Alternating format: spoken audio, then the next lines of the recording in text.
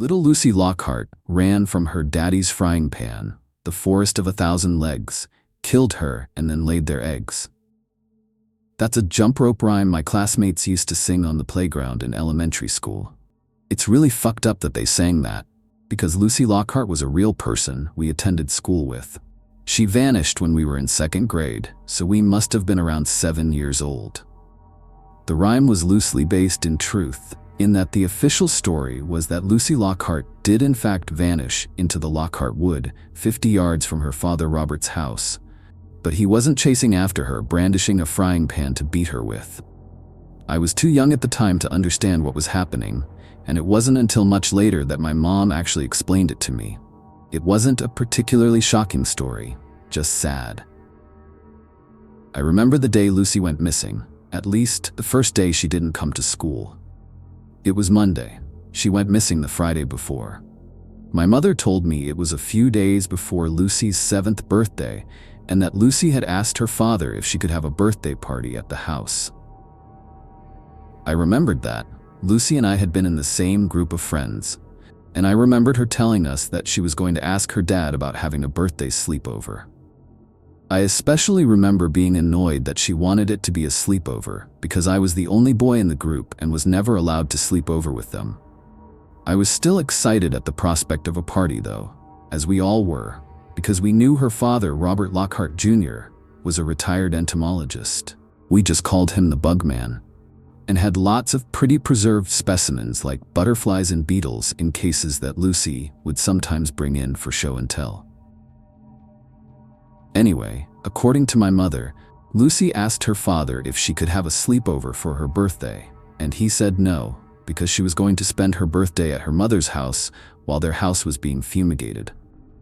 It was a normal enough reason for a 6-year-old to cry and storm out of the house.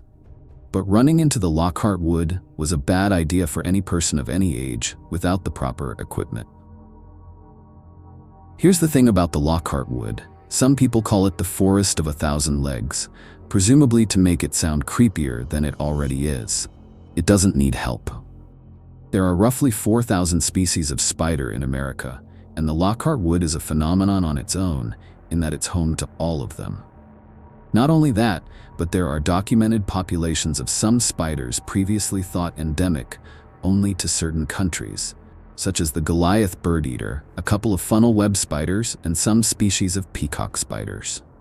There's that myth that says you're never more than 3 feet from a spider at any given moment. In this forest, it's not a myth. It's filled to the brim with spiders. I think at this point it goes without saying that if you're arachnophobic, this story is not for you. The forest is naturally of great interest to biologists and arachnologists, but Lockhart Wood is private property, and restricted guided access to the forest was hard to come by even before Lucy Lockhart's disappearance. Afterwards, nobody could go in. Obviously, anyone could get into the forest if they wanted to. It's not fenced off or anything, but there's a steep fine if you're caught trespassing, and nobody's exactly clamoring to delve into a forest full of venomous spiders anyway. You need the right kind of boots, clothes, gloves, first aid kits, and knowledge of the forest to step past the tree line. The most common spiders at the edges of the forest are jumping spiders, various wandering spiders, and orb weavers. Most people who emerge from the forest have a number of banana spiders clinging to their hair and jackets, startled by the destruction of their webs. If visitors are allowed deeper into the forest, the spiders get bigger, and they lurk on the ground. According to my mother, Robert Lockhart Jr. lived with his father in that house for a long time. They were a father-son duo of entomologists from Alabama, but Robert Lockhart Sr. had a focus on arachnology. He had bought the house and the forest specifically for its spider population, which also made it super affordable, and he usually worked from home. Robert Lockhart Jr. did a lot of work at a university 3 towns over. He married a professor there who taught evolutionary biology. And the 3 of them lived in the elder Robert Lockhart's house until Robert Sr.'s sudden passing during a study on tarantula hawks. Lucy Lockhart was born a year later, and Robert Jr. was able to retire from teaching and live as a stay-at-home dad while Lucy's mother continued teaching at the university. He still worked collecting and preserving specimens, mostly butterflies and moths, and had reports published in the entomology scene, and very rarely led guided tours around parts of Lockhart Wood for a price. My mother only got to know Robert Jr. once Lucy and I became friends. She said he didn't talk about the forest very much. She got the feeling that he was afraid of it. When he and his wife divorced, my mom suspected part of their irreconcilable differences was Lockhart Wood. She never really pried into it. After all, she and Robert Jr. only spent time together because Lucy and I spent time together. Although I remember hoping they would get married so that Lucy and I could be brother and sister. Robert Jr. hated the forest he owned and made sure that anybody who stepped foot in it was dressed and prepared for the occasion, which is part of the reason why my mother never believed he killed Lucy when he was the prime suspect in the investigation. When Lucy ran off into Lockhart Wood that evening, my mom said Robert Jr. gave chase without hesitation, in socks, sweatpants, and a t-shirt. He must have received a dozen bites of varying severity the second he went in.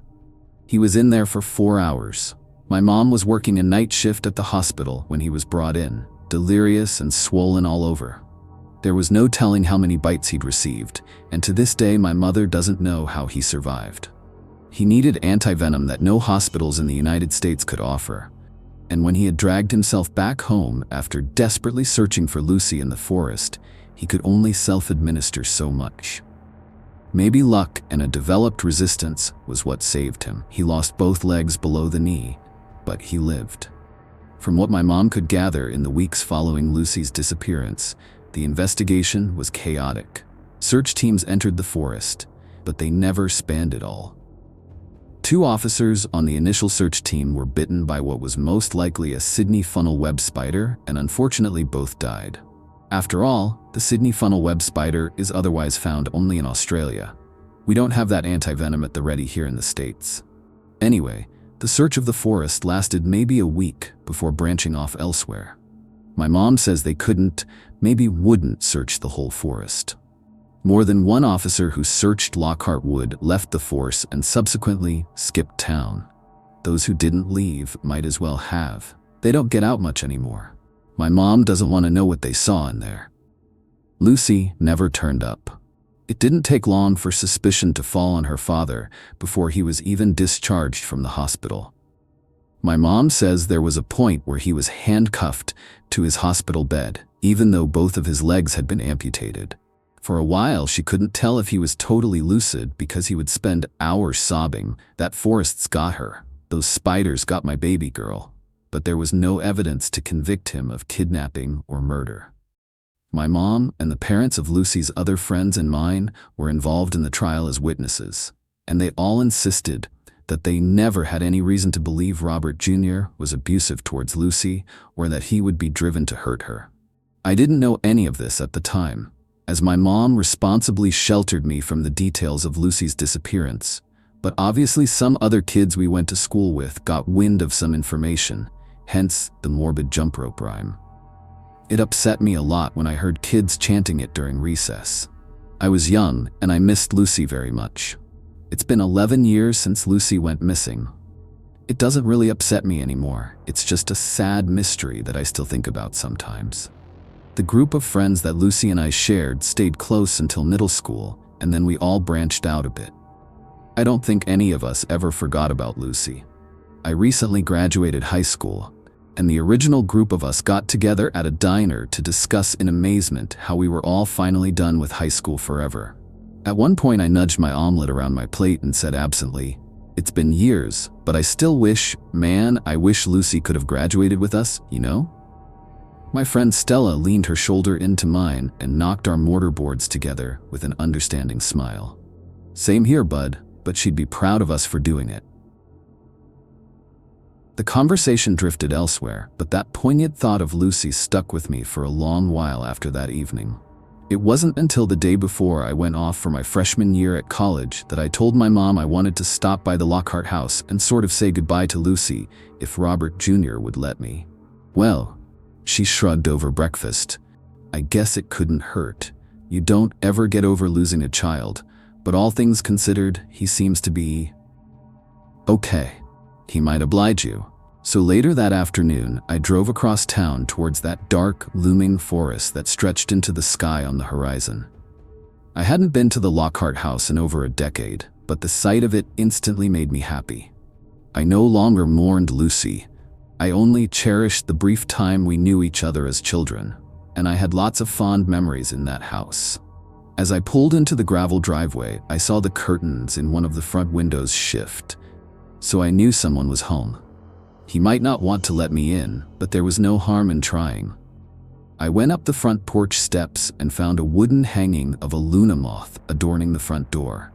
It had no sign of grime or weathering, and the pale green paint still had its glossy finish, so I guessed it was fairly new. I don't know what I expected from Robert Jr. Maybe that he was too far gone after the loss of Lucy that he wouldn't bother decorating anything, but it had been more than 10 years, and recovery is possible. I knocked, and he answered a few moments later, frowning curiously at me from the gap in the door. "Hey, Mr. Lockhart, I floundered a little stupidly because I hadn't planned on how I was going to talk to him. "I'm Aaron. You know my mom Jane at the hospital." The door eased open a bit more, his face relaxing with recognition. "Jane's boy. Yes, you were one of Lucy's little friends, weren't you? Come in, wipe your feet." "I'm surprised you remember we were friends," I admitted, stepping inside and wiping my feet on the floor mat. It looked like a monarch butterfly. "I remember all you kids," Robert Jr. said with a wave of his hand, leading me inside. His prosthetics clicked on the linoleum. "It was Lucy, you Stella, there was 2 little girls named Hannah, wasn't there? You were the one that cried a lot because you never got to stay for sleepovers." "Yes, sir, that was me," I said, embarrassed. "You gay, son?" It was a startlingly straightforward question, tossed over his shoulder as I followed him into the house. There wasn't anything accusatory in his tone, though, so I said yes. He grunted. "Knew you'd be fine to sleep over with the girls. Could have spared you a lot of whining and crying." He took me past numerous framed bug specimens as we made our way to his living room. It was a big room, cluttered with bookshelves and workbenches with papers strewn about. Dozens of terrariums of various sizes dotted the room and lined the walls like trophy cabinets, the only gap where the den opened into a kitchen. A bright desk lamp illuminated the whole room, and the light bounced off a magnifying visor headset and a laptop screen. It looked like he had been dissecting a large beetle before I knocked on the door. It was good to see that his passion for bugs hadn't been destroyed after losing his daughter to the Lockhart wood. "So what brings you here, Scooter?" he asked, going into the kitchen to retrieve something from the fridge. "Well, we graduated in May, and I'm leaving for school tomorrow," I explained, and I just I still think about Lucy a lot, so I was wondering if you had kept any of her things over the years that I could see and sort of, remember her by. If you're okay with that. "Sir." Robert Jr. came back over to me with a shrug and 2 beers. He said, "Ain't much a little girl has to her name but Hello Kitty bedsheets and Beanie Babies." Oh man, Beanie Babies. I couldn't help but grin at the memory. That was always my go-to gift. I gave her a bunch of mine. "What, you want them back or something?" Off my startled look of chagrin, he chuckled and handed me the second beer. "I'm messing with you, boy. Her room's this way." He led me down a long, familiar hallway, down which Lucy and our friends and I had sprinted recklessly over a decade ago. I recognized a few framed insect specimens that we had knocked from the walls in our roughhousing fits. We went into Lucy's bedroom at the end of the hall, and it was virtually unchanged from how I remembered it. The walls were still pale pink and decorated with pastel-colored cross-stitch artwork made by Lucy's late grandmother. The canopy bed was neatly made, the Hello Kitty bedding crisp and unfaded from years of disuse. The shelves upon shelves of stuffed animals, with an army of Beanie Babies gifted by me populating their own full shelf. And surprisingly, a long terrarium against the wall with an enormous black spider sitting motionless underneath a blacklight. I recognized that spider. "No way, that's not." Robert Jr. flipped on the lights, which turned off the terrarium's blacklight. The massive spider retreated into a hide with a twitch of its long, slender legs. He grunted. "That's her." Lady Legs was a type of huntsman that Robert Lockhart Sr. had discovered in the Lockhart Wood and kept for 10 years before Lucy was born. There were plenty of live specimens in the Lockhart house over the years, but Lady Legs was the only one that Lucy seemed to cherish as a pet. Robert Jr. had said in the past that some tarantulas can live to be 25 years old, but Lady Legs wasn't a tarantula, and if this was the same Lady Legs from that time, that would make her over 30 years old. Do huntsman spiders live that long? I asked incredulously, moving to the terrarium with a fascination I hadn't felt in years. Robert Jr. stood in the doorway with his arms crossed and an expression of distaste creasing his features as he looked at Lady. None that we know of, sides that one. She's even bigger than I remember, I murmured, my breath fogging up the glass as I tried to peer into the spider's hide at an angle, but I couldn't see her. Far as I can tell, her size depends on her enclosure, said Robert Jr. She won't get no bigger as long as she's in that tank. I saw Lady's leg move in the hide, then turned my head to look out Lucy's bedroom window. It faced the deep gray-green mass of Lockhart Wood. I stood, absently tracing my fingers through the condensation on the bottle in my hand. Lady came from the forest, didn't she? How big do they get in there? Robert Jr. didn't respond. I looked over at him. He was downing nearly his entire beer. He finished it with an angry-sounding hiss and finally, ungodly big. Anyway, take your time in here, do what you want, look at what you want. I'll be down the hall. Okay, thanks. As he started to leave, I remembered the drink in my hand and held it out to him awkwardly. Oh hey, I'm not 21. Ain't nobody gonna snitch on you. He left the room and I hissed open the beer. I don't know how long I spent in there, meandering around fondly. Maybe an hour. I took a spider beanie baby off the shelf and held it as I looked around. I stood over the dresser looking at the framed pictures on top of it. Most were of Lucy and her parents. A few of Lucy from toddlerhood to age 7 holding the gargantuan Lady Legs in her comparatively tiny hands. I was in a couple of pictures too, group pictures of us and our other friends at birthday parties, our messy little faces smeared with cake. I found an old elementary school binder from the first grade class Lucy and I had together, where the first activity of every day was to make an entry in our journals following a simple prompt given by the teacher, and then draw a picture to go with it. Naturally, lots of Lucy's entries were about Hello Kitty, play dates with me and our friends, and bugs. Some of them made me laugh, like her outrageously mangled spelling of the word centaur in several entries about herself and Lady Legs as Spider Lady centaurs. After a while, I just stood at Lucy's window, looking out at the Lockhart Wood as I finished my beer. I'm a lightweight when it comes to alcohol, so I was pretty buzzed.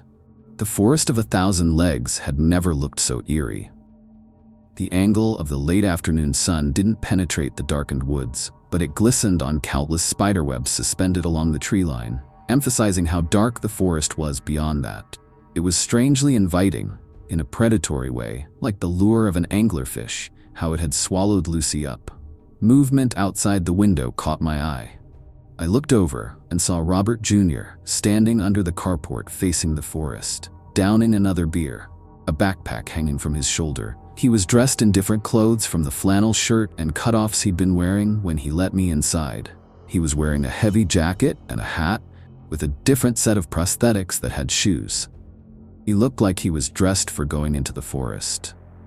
I left Lucy's room, crossed to the other end of the house, and through the screen door off the kitchen.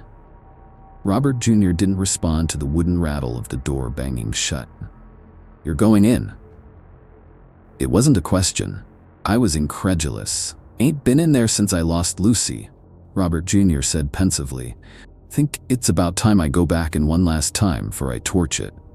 The sun was hidden behind Lockhart Wood, but not quite set, casting the house and us in shadows, and before I could stop myself I asked, "Can I go with you?"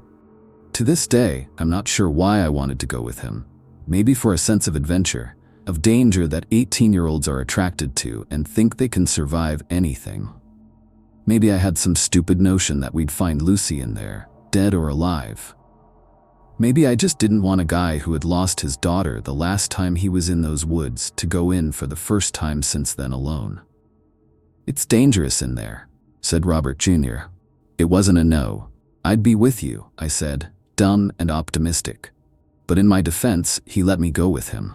Neither of us mentioned it, but I know he didn't want to go into the woods alone either. "You'll need to be dressed right," was all he said, and the next thing I knew, he was jamming a hat on my head, layering me in protective clothing a size too big, and cramming my hands and feet into gloves and boots a size too small. "Not a perfect fit, but close enough," he said, tucking my baggy pant legs into my boots. I had zipped the jacket most of the way, but he yanked the zipper all the way up to my chin. "It was my gear back when I was a little older than you, when my daddy bought this place." He strapped a headlamp to my hat, did the same for himself, and shrugged on a backpack that he had filled with a first aid kit and a cold pack for antivenom. I watched him put it all together, fascinated, as I nursed another beer. It was hard to believe he hadn't ventured into the forest in more than 10 years. The speed and certainty with which he prepared everything was like that of someone who explored Lockhart Wood daily. He gave me a set of strict, reasonable rules, basically telling me not to leave his side and not to thrash around if I walked into a web, and to always watch my step even though I was wearing boots. I could change my mind at any time in the forest, so if I wanted to leave, he would guide me out of the forest. I sent a quick lie of a text to my mom, telling her that Robert Jr. had invited me to stay for dinner, and then zipped my phone into a breast pocket. By now, twilight was fading, the purple sky soon to turn an inky blue, and we set off. The trail leading into the forest was rough and overgrown from years of seeing no foot traffic, but not completely hidden. The first thing I did when I entered the forest was walk right into a web that Robert Jr. had subtly avoided. I started to flail instinctively, but Robert Jr. caught me with an arm across my chest, saying, "Don't thrash," I said.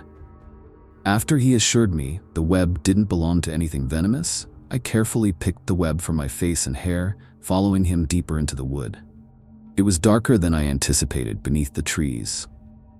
There were a few spots of visible death in the trees, suffocated and deprived of sunlight under thick layers of web wrapped around them. But most of the forest looked healthy, supporting the spider populations symbiotically. Robert Jr. and I switched on our headlamps pretty quickly when the scant moonlight didn't light our way sufficiently. I looked down at the ground, casting a wide circle of light at my feet, and immediately froze in place, my skin crawling horribly.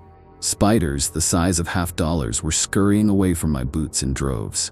Not quite a swarm, but enough to be uncountable. "You're all right, son. Those ones ain't gonna hurt you." Robert Jr. hadn't looked back at me, but he must have heard me freeze behind him. "You want me to take you back?" Pride swelled higher than the fear in my chest, so I said, "No, I'm fine." One of the spiders crawled slowly over my boot, its long legs probing curiously at my laces. I wrenched my eyes away from the ground, shook the spider off violently, and pushed forward. I've never been particularly arachnophobic, but it was impossible not to feel itchy all over, imagining hundreds upon hundreds of unseen spiders creeping into my protective clothing, slipping down the collar of my shirt and edging along my scalp into my hair. The tiny spiders became less of a presence, however, when we came to a fork in the trail and Robert Jr. dropped to a sudden crouch, grabbing my sleeve and yanking me down with him. "Look at this," he whispered, his headlamp fixed on a spider not 2 feet away from us. "This here's a nasty one." A spider the size of my hand stood strangely before us with 2 sets of thick, hairy legs thrown in the air. It might have looked silly if not for the vivid, violently red jaws on display pulsing angrily in our direction. Worse still, the spider continued to move, swaying gently with its rosy chelicerae throbbing almost obscenely, inching infinitesimally closer with its side-to-side motions. Wide-eyed, I whispered back, "What is it?" Infuriated at the sound of my voice, the spider lunged closer. This time I could see its fangs protruding from the red, quivering with rage and glinting with wetness. "Brazilian wandering spider," said Robert Jr. softly. "P. ferra it looks like, but it can be hard to say without a closer look. Only live in South America, except for this place. You know." He unzipped 2 pockets and withdrew a larger pair of gloves to slip over the ones he was already wearing. They might be the deadliest in the world.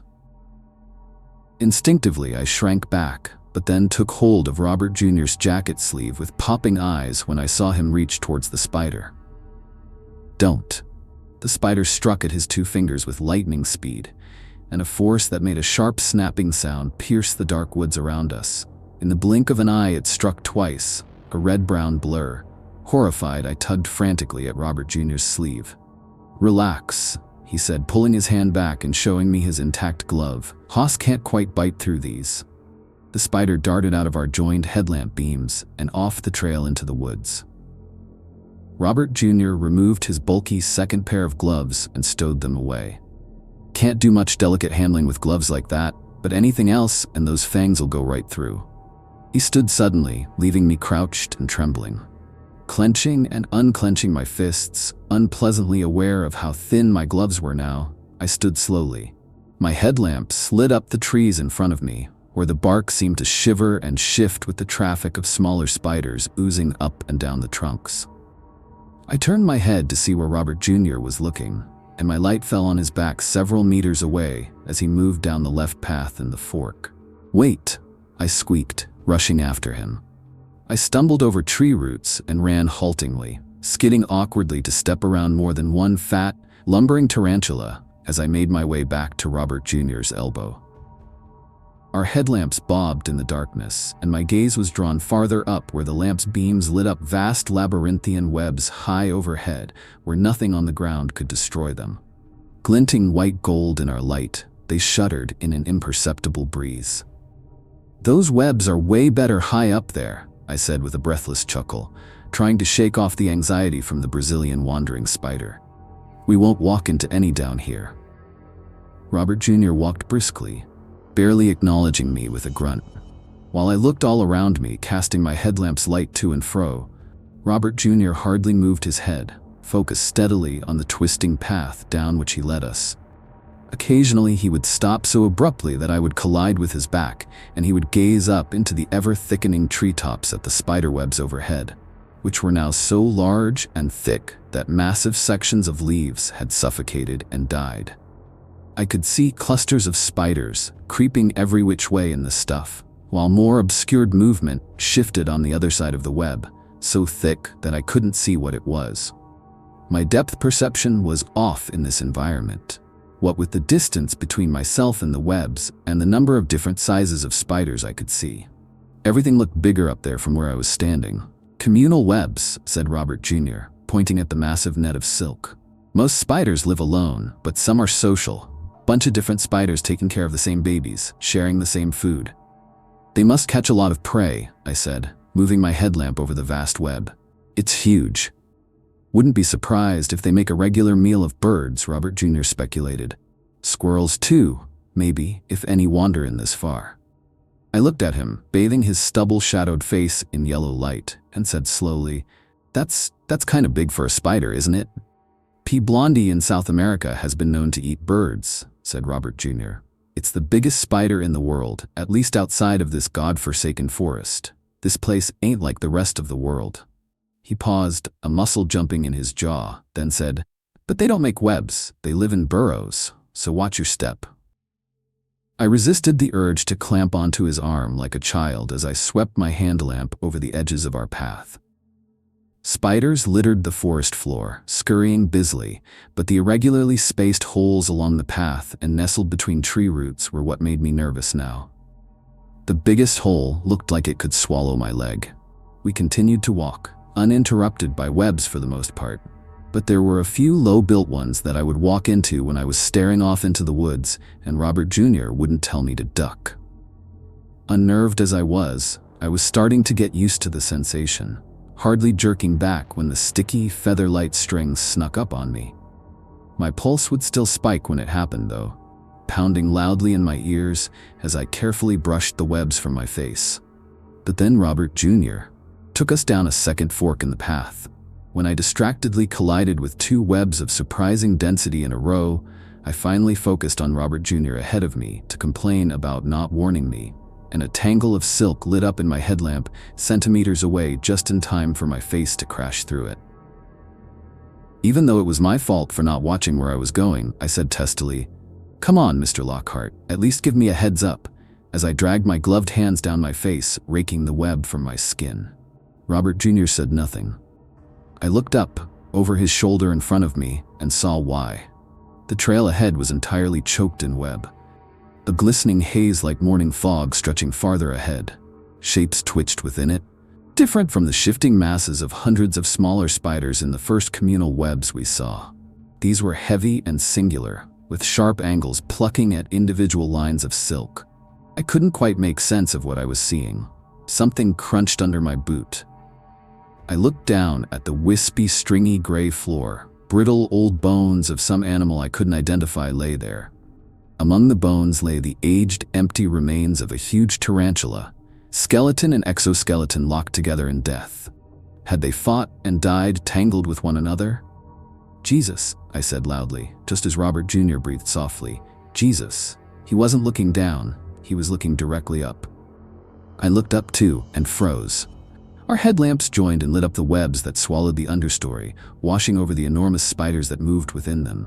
Things the size of fish bowls, with fat round abdomens and twitching, creeping legs thick as pool cues. Clusters of eyes reflected light back at us, and the movement of their heavy bodies made meaty, organic clicking noises. These things weren't what Robert Jr. had commented on. The creature slowly descending from the web by a thread was.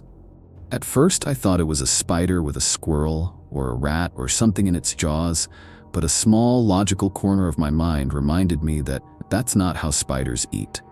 Not even tarantulas, who don't wrap their prey in silk. The rodent appeared bisected, as I couldn't see its back legs, with ugly gray skin visible around its midsection like it had mange. Its back half was, impossibly, the swollen bulb of a spider. It looked like some gruesome mockery of a centaur, the limp torso of some parasitic rodent bursting forth from an unwitting host.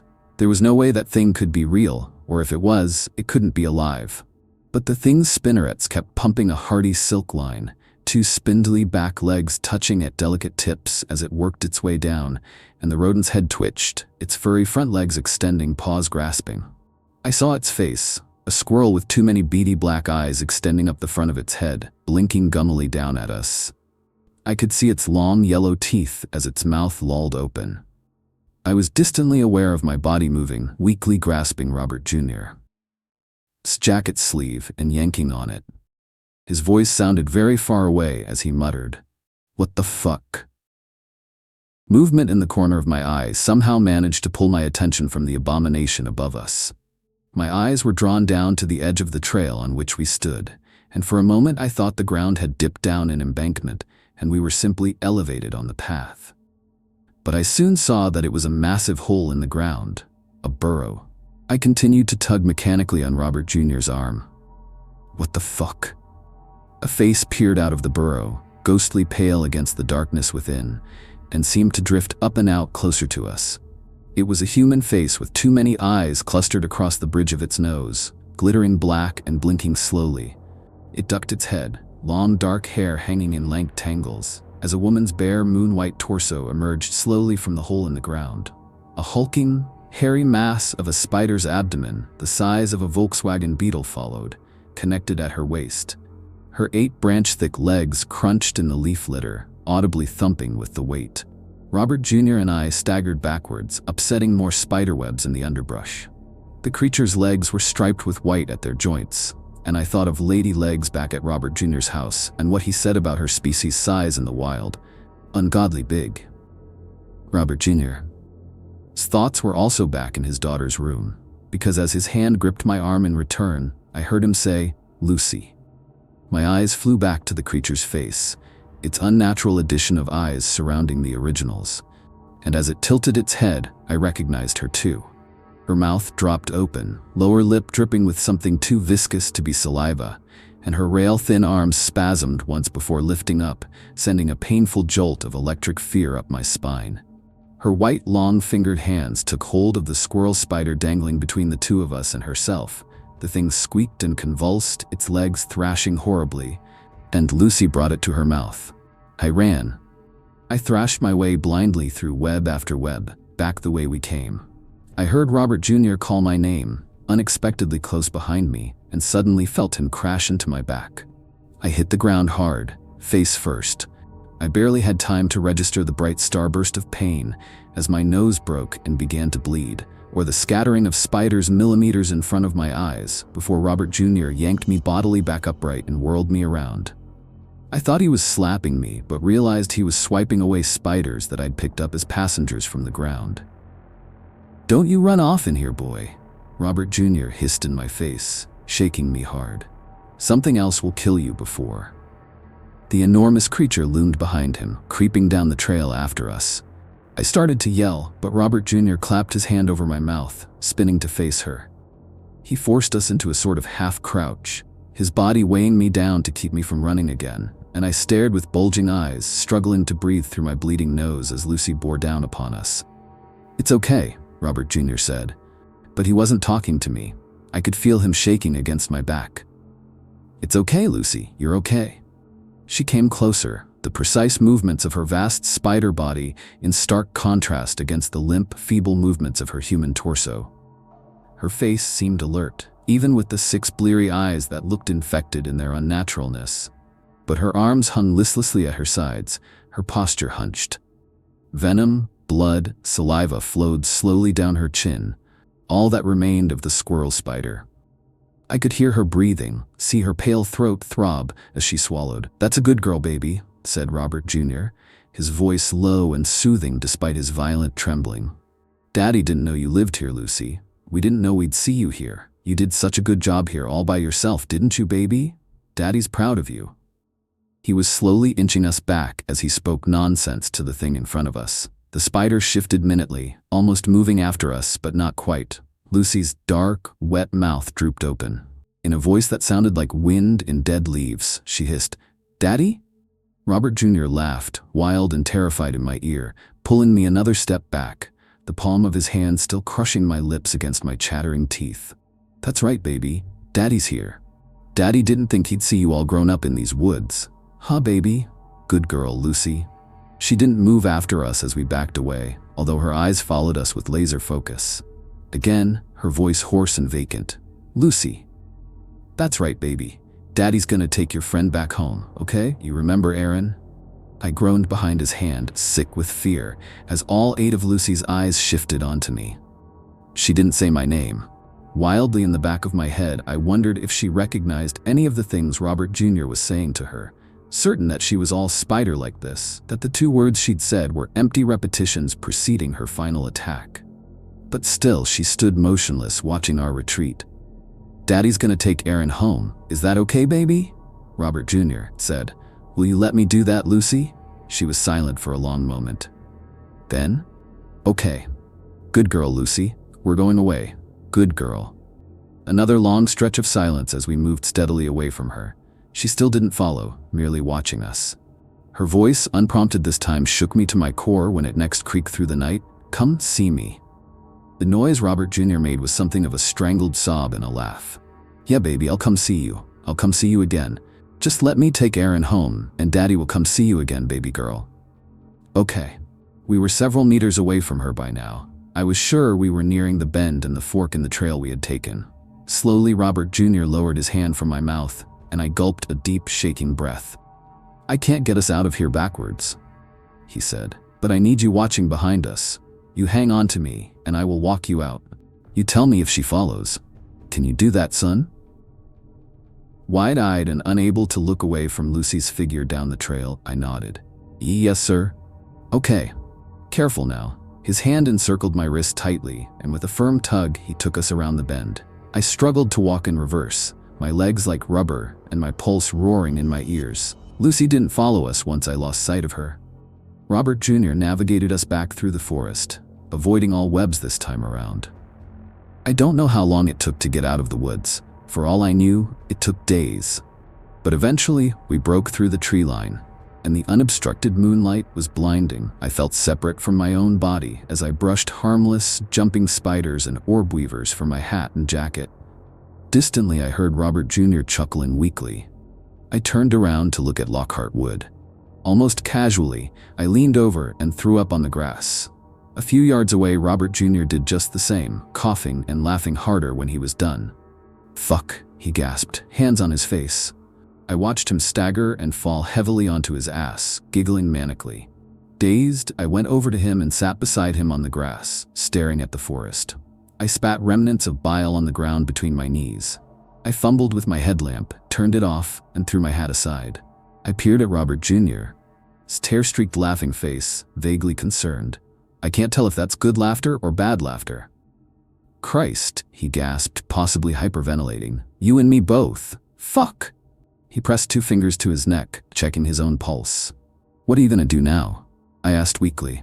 Shit, Scooter, I don't know. Probably visit my daughter every now and then, damn. He scrubbed his hands over his face, groaning deeply.